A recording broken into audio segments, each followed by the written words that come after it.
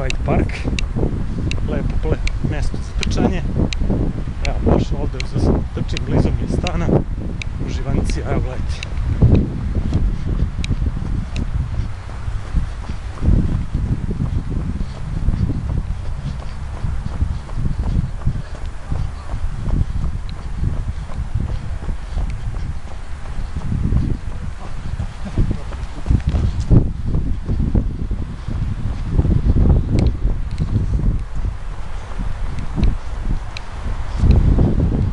Znači ima puno trkača, šetača, svih zaljubljenika u prirodu.